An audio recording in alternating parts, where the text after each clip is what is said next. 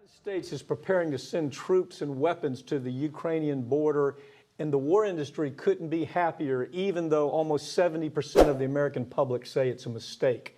Farron Cousins from Trial Lawyer Magazine joins me to talk about it right now. Wow, all the big corporate media, their celebration. I mean, they love big profits that come from war death, don't they? Oh, absolutely. We saw it with Iraq. You remember where, you know, MSNBC and CNN had these big maps on the floor, and we're going to send our troops here and there. It was glorious, just glorious day.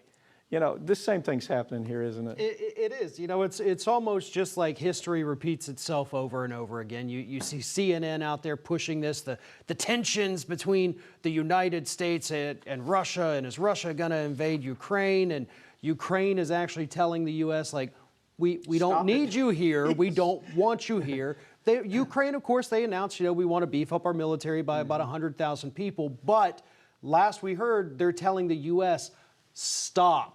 But the U.S. is doing what they do. They want these tensions to ramp up, and it's because the people behind the curtain want it to ramp up. It's big bucks. Lockheed Martin, Raytheon, this is big money for them. This is their heyday. We're going to, you know, it's interesting. Watch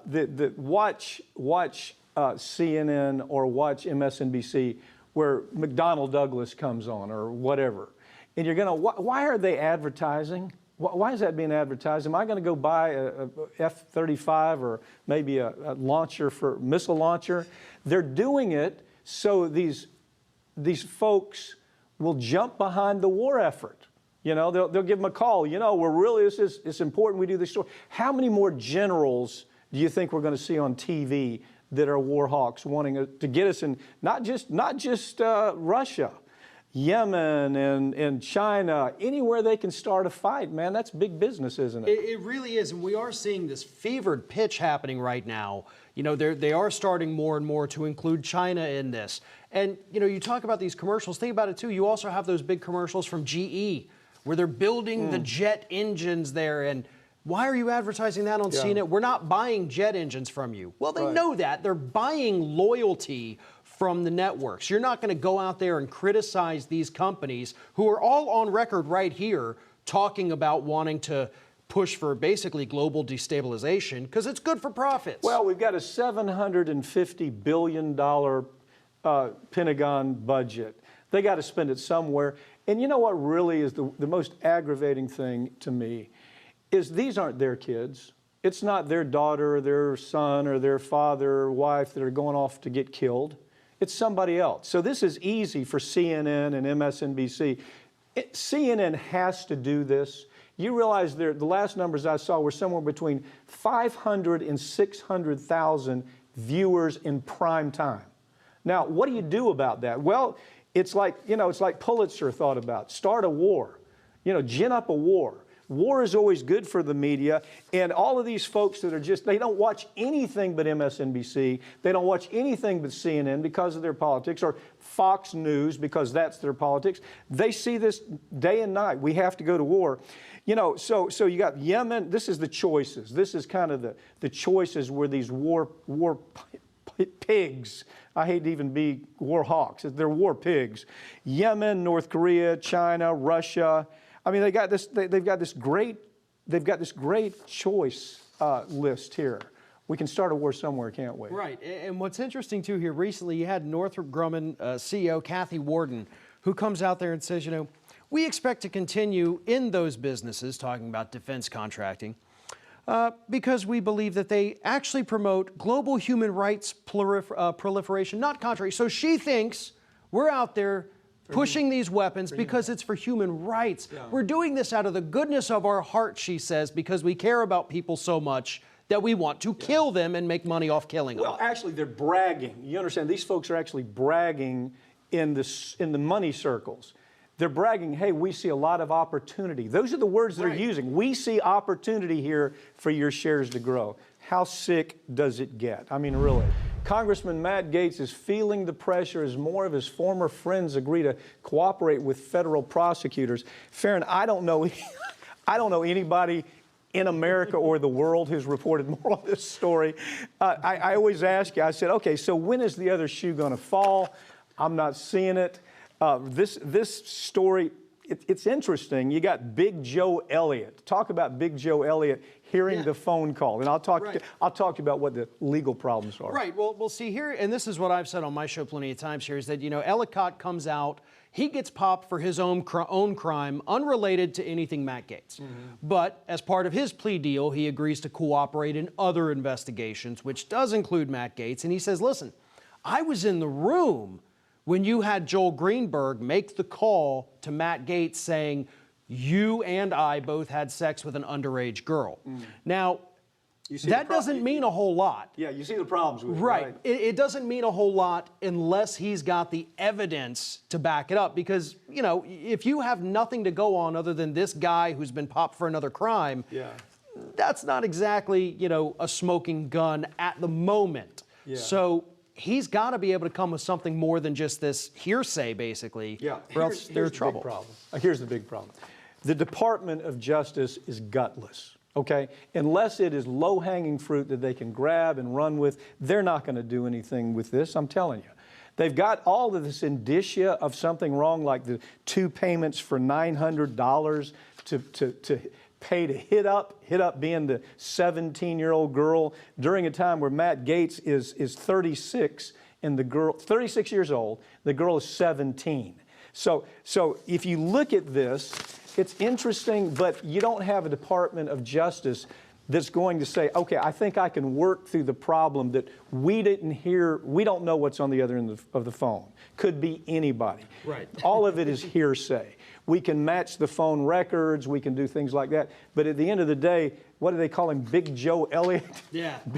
Big Joe Elliott, who is one of the runaround friends with Greenberg, their best pals.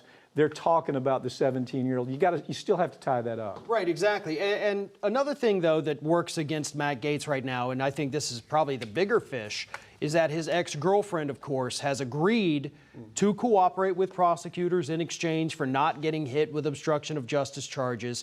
And, of course, she was dating Matt Gaetz during all of this. Apparently, based on what I can tell, I guess they had an open relationship. You were allowed to, have other people come in. And so if she was there, of course, and has any kind of corroborating evidence, which is the part people always want to forget about, then, yeah, that's bad for Gaetz. But I get a lot of people that do reach out and say, why have they not arrested Gaetz yet? Why is this still going on? Well, we have all of this. We've seen what's kind of out there. Exactly. And I always point out to people, could you walk into a court right now and prove that he did this? No, you can't. We can see it clear as day. There are good lawyers that could probably make a case out of this.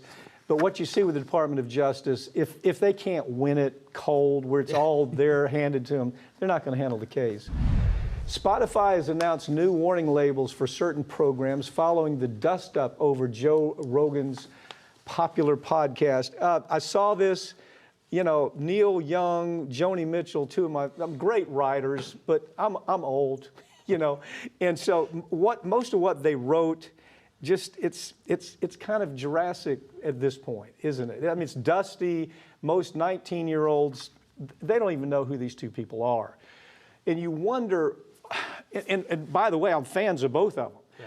But at some time, isn't it the same thing with celebrity America that's jumping into the middle of the fight? And I think the backlash on this has already been, shut up.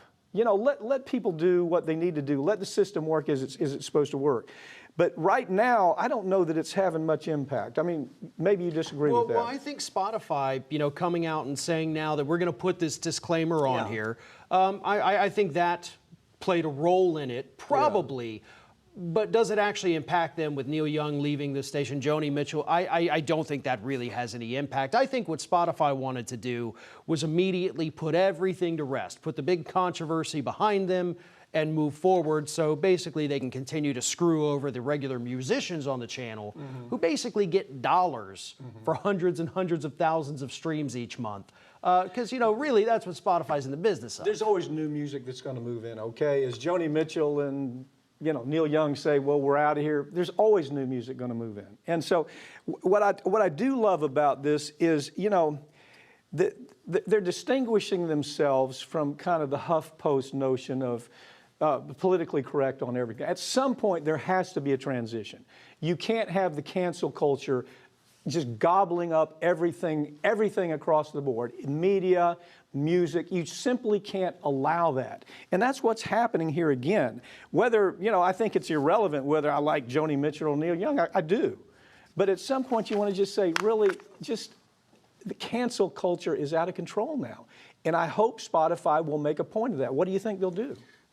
I think they've pretty much done everything they're willing to do. I don't think they're going to make any more adjustments to anything. But, some of the folks that Rogan has had on his program, are promoting things that have basically been debunked by the scientific community. So, and you and I both agree, obviously, that misinformation is not good. So the question I have now is, what responsibility does Rogan have to the audience? Obviously, there's legally, you can't sue him for having these people on, but at some point he has to understand, I've got the biggest podcast audience on the planet. Do I owe it to the people? Farron, you have guests that have different opinions.